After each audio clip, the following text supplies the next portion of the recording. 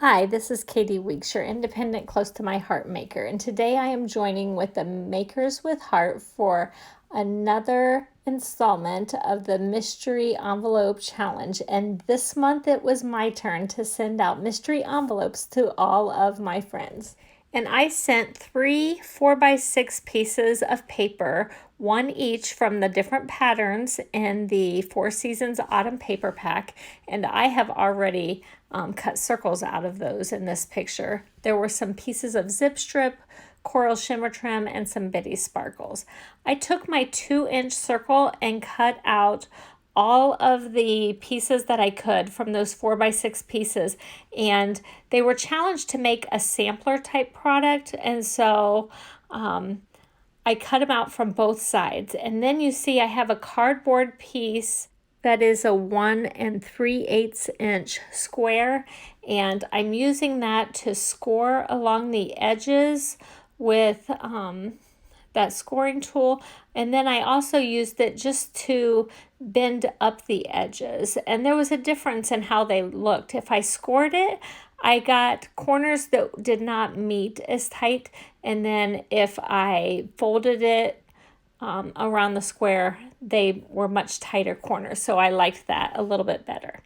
And so I went through and folded all of those on 4 sides so that I had squares.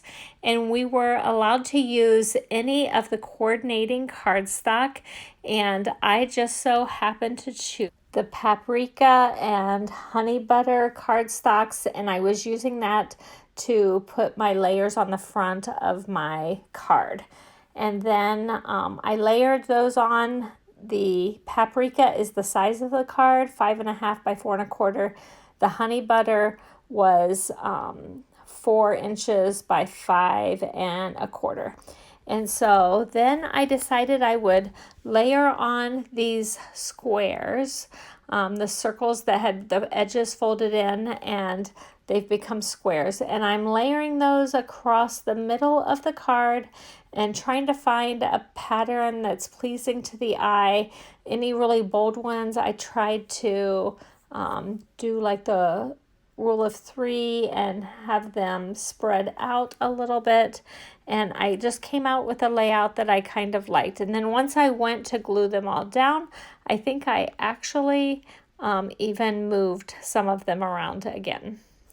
I like the idea of a sampler project either as a card or a scrapbook page, because then it's very representative of everything in that paper pack.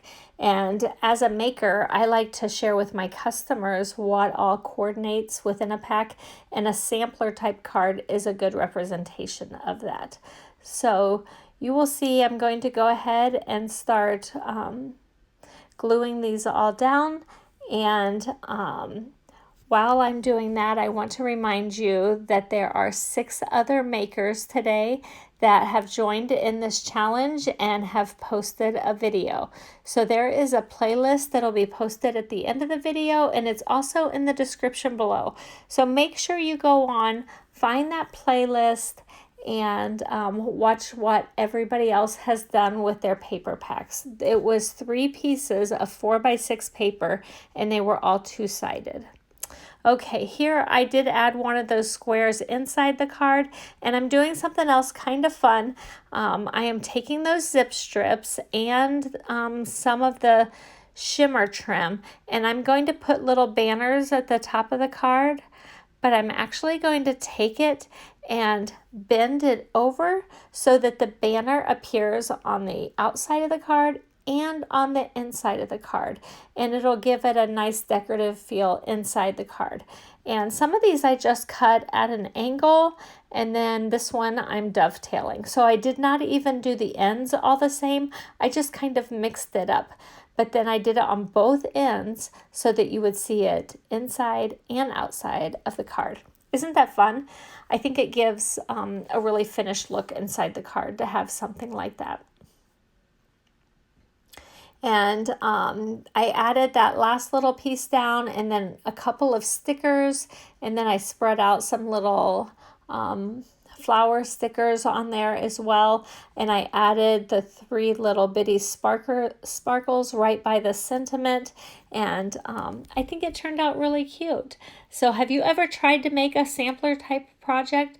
I think it's a lot of fun. And the nice thing is you are not limited by the paper pack. You could also add in mix-ins. We were not allowed to do that in our challenge, but you could add in mix-ins and even other coordinating paper packs like Crisp Air would coordinate with this.